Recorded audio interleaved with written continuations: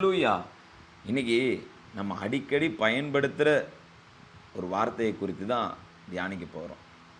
ஆமென். என்ன வார்த்தைன்னு யோசிக்கிறீங்களா? ஆமென். நம்ம அடிக்கடி யூஸ் பண்ணுறோம் இல்லையா? ஆமென் என்கிற வார்த்தையை குறித்து தான் இன்றைக்கு சில காரியங்களை நம்ம இன்னைக்கு தியானம் பண்ண போகிறோம். அதாவது பார்த்தீங்கன்னா, உபாகமம் 7வது அதிகாரத்தில் இருக்கிற 9வது வசனத்தில் இருக்கும்.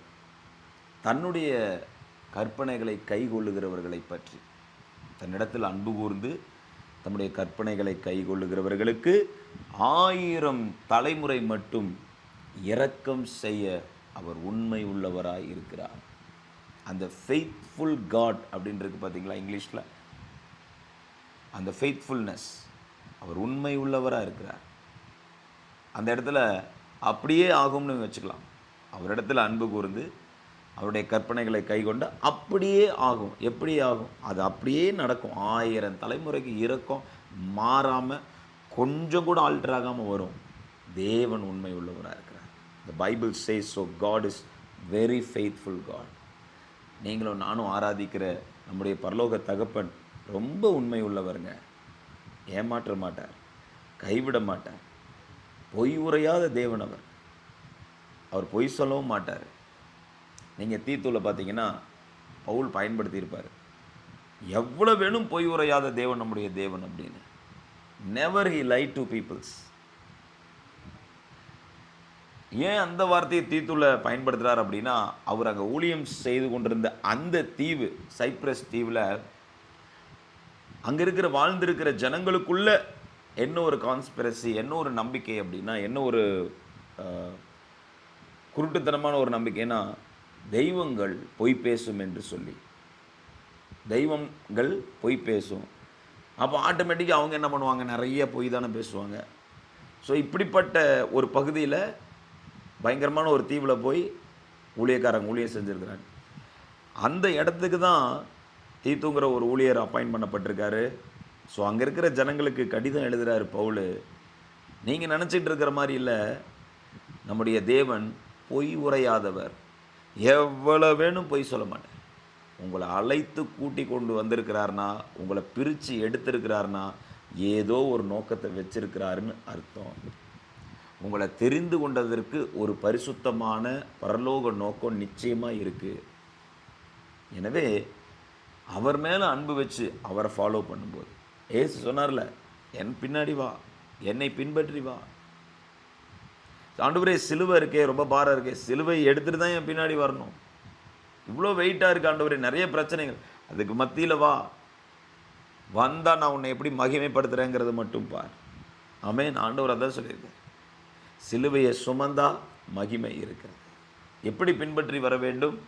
சம்டைம்ஸ் ஆண்டவர் என்ன செய்வார்? சில கடினமான பாதையில் நம்மளை நடத்துவார். ஆனால் கைவிட மாட்டார், நம்மளை விட்டு விலக மாட்டார், சேதமாகாமல் பார்த்து கொள்வார். நம்முடைய விசுவாசத்தை அதிகப்படுத்துவார். நம் விசுவாசம் வர்த்திக்கும். அவர் சுற்றி இருக்கார், அவர் கண்ட்ரோலில் இருக்க எல்லாமே அவருக்கு தெரியும்.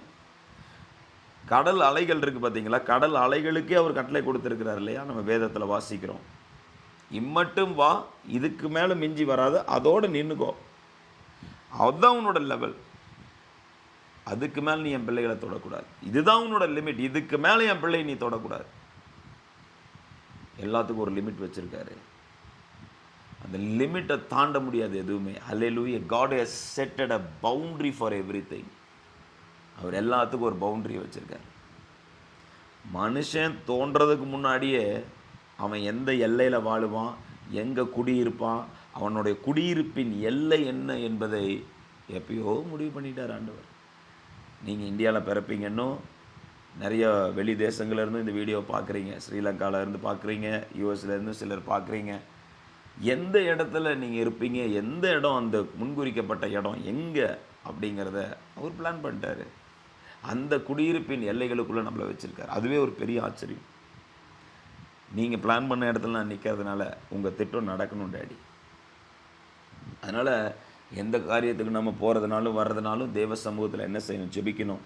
அந்த ஊருக்கு போகலாமா, அந்த கண்ட்ரிக்கு போகலாமா, இந்த காரியம் நான் செய்யலாமா, அப்படி அவர் சொல்லி நீங்கள் அங்கே புறப்பட்டு போய் அந்த தேசத்தில் அந்த இடத்துல நீங்கள் வாழும்போது தேவன் உங்களை ஆசீர்வதித்து உயர்த்துவார். தேவன் உங்களை ஆசீர்வதித்து உயர்த்துவார். 1947 நடந்த ஒரு சுவாரஸ்யமான தகவலை உங்கள்கிட்ட நான் சொல்கிறேன். அதாவது 20ஆம் நூற்றாண்டிலேயே ஒரு மிகப்பெரிய ஒரு கண்டுபிடிப்பு, ஆர்கியோலஜிக்கல் ஃபைண்டிங்கில் ரொம்ப சிறப்பானது அப்படின்னு சொல்லலாம். அதை பற்றி உங்களுக்கு சொல்லட்டுமா? அதாவது கும்ரான்கிற ஒரு கேவ்ஸ்க்கு பக்கத்தில் கும்ரான்கிற குகைகள் இருக்கும் இஸ்ரேல் தேசத்தில். அந்த ஏதோம் இருக்குது இல்லைங்களா, இஸ்ரேலுக்கு பக்கத்தில் ஏதோம் தேசம் இருக்கும். அந்த ஏதோம் இடத்துல ஒரு கேவ்ஸ் இருக்குது, குகைகள் நிறையா இருக்கும், பெரிய பெரிய மலைகள், அந்த மலைகளுக்கு நடுவில் குகைகள். ஒரு ஆடு மேய்க்கிறவர் அங்கே அப்படியே போய் கொண்டிருக்கும் பொழுது திடீர்னு ஒரு இடத்துல அவர் ஸ்ட்ரக் ஆகி நிற்கிறாரு. அவர் கால் தட்டி விட்டு ஒரு இடத்துல அப்படியே நிற்கிறாரு. அந்த இடத்துல கவனத்தை ஈர்க்கிறாரு தேவன். அவர் திரும்பி பார்க்குறாரு, இன்னும் ஒரே குகையாக இருக்குது, உள்ளுக்குள்ளே போகணுங்கிற ஒரு க்யூரியாசிட்டி. சரி, நான் உள்ளே போய் பார்க்கலாம் அந்த குகைக்குள்ளேன்னு சொல்லி கஷ்டப்பட்டு ஏறி, ஒரு கிட்டத்தட்ட ஒரு 7 குகை இருக்குது அந்த இடத்த சுற்றி, கஷ்டப்பட்டு ஏறி உள்ளே எட்டி குதிக்கிறார். உள்ளே போய் பார்த்தா கிட்டத்தட்டம் அங்கே நிறைய கற்சாடிகள் இருக்கிறது, அநேக கற்சாடிகள் அந்த இடத்துல இருக்குது. என்னது இங்கே எல்லாம் ஃபுல்லாக ஜாடியாக இருக்குது. சரி ஓப்பன் பண்ணுவோன்னு சொல்லி நல்லா இழுத்து பிடிச்சி ஓப்பன் பண்ணுறாரு.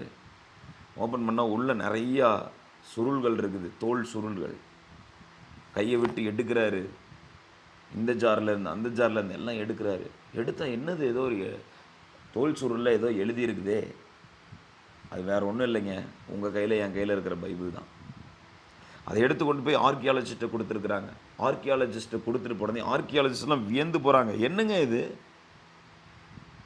இப்போ நம்ம கையில் வச்சிருக்கிற பைபிள் அப்படியே தோல் சுருளாக இருக்குது.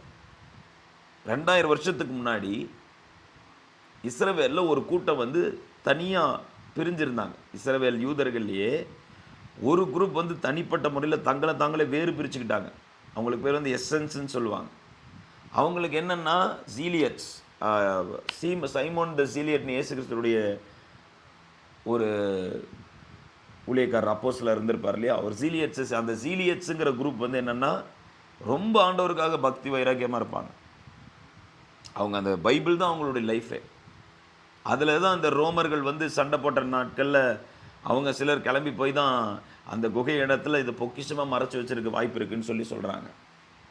அப்போ அதெல்லாம் மறைக்கப்பட்டதெல்லாம் எடுத்து அப்படியே Bible, the word of God, தலைமுறையாக மாறாத வேதாகமம்.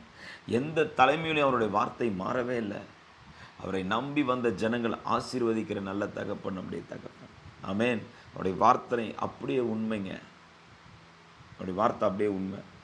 அதாவது இந்த பைபிள் உண்மைதானா அப்படின்னு நிறைய பேருக்குள்ளே இருந்த கேள்விக்கு ஆர்கியாலஜிஸ்ட்டுக்கு நான் சொல்கிறேன், அது 100க்கு 100 உண்மைங்கிறத சரித்திரபூர்வமாக உறுதிப்படுத்தினது அந்த தோல் சுருள்.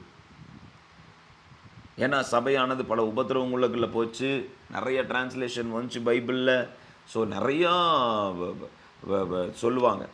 ஸோ இதெல்லாம் போய் நம்ம கையில் இருக்கிற பைபிள் மட்டும் மாறவே இல்லைங்க, அது அப்படியே இருக்குன்னா தேவன் அதை பாதுகாத்து வந்திருக்கிறார். அந்த தேவன் தான் உங்களை அழைச்சிருக்கிறார். எந்த கடினமான சூழ்நிலையில் இருந்தீங்கனாலும் ஆமேன் என்பவர் உங்களை பாதுகாப்பார். இருக்கிறேன் என்று சொல்கிறவர் உங்களுக்காக இருக்கிறார். ஈசா கிட்ட சொல்கிறார்ல, ஈசாக்கு சொல்கிற தேசத்தில் இரு ஈசாக்கு, நான் உன்னை ஆசீர்வதிக்கிறேன். ஈசாக்கு ஆசீர்வதிச்சார் தேவன். தேவன் சொல்லிட்டாருன்னு சொல்லிட்டு போய் விதைச்சார். அந்த விதைக்கு மேலே ஆசீர்வாதத்தை தேவன் கொண்டு வந்தார். தேவன் சொல்லிடுவார், அதுக்கப்புறம் செயல்படுறோம், அந்த செயல் மேலே ஆசீர்வாதம். ஆண்டவர் பேசிடுவார், பேசின காரியத்தை செய்யும்போது அதில் பிளெஸ்ஸிங்ஸ், 100 மடங்கு அறுவடை. ஆச்சரியப்படுறாங்க எல்லாம். அந்த தேசத்தின் ராஜாவே சொல்கிறான், நிச்சயமாகவே கர்த்தர் உன்னோடு கூட இருக்கிறார். இன்றைக்கி ஆண்டவர் நம்ம ஃபாலோ பண்ணோன்னா சில சிலுவைகள் இருக்கா, அதுக்கு நடுவில் ஃபாலோ பண்ணோம்னா சுற்றி இருக்கிறவர்கள் சொல்வார்கள், நிச்சயமாகவே கர்த்தர் உன்னோடு கூட இருக்கிறார் என்று சொல்லி. கர்த்தர் உங்களுக்காக சாட்சி கொடுப்பார். அவர் உண்மை உள்ளவராக இருக்கிறார். ஆமேன். உங்கள் உள்ளத்தை 100க்கு 100 அவருக்கு கொடுத்துட்டு அவருக்கு பின்னாடி வாங்க. தேவன் செய்கிற மகிமையான காரியங்களை பார்ப்பீங்க, மெய்யான வெளிச்சத்தை பார்ப்பீங்க, உண்மையான அற்புதத்தை பார்ப்பீங்க, பெரிய பெரிய நன்மைகள் நடக்கிறத பார்ப்பீங்க. இயேசு உங்களை ஆசீர்வதித்து உங்களை காத்துக்கொள்வார். ஆமேன். God bless you. கர்த்தர் உங்களை ஆசீர்வதிப்பார்.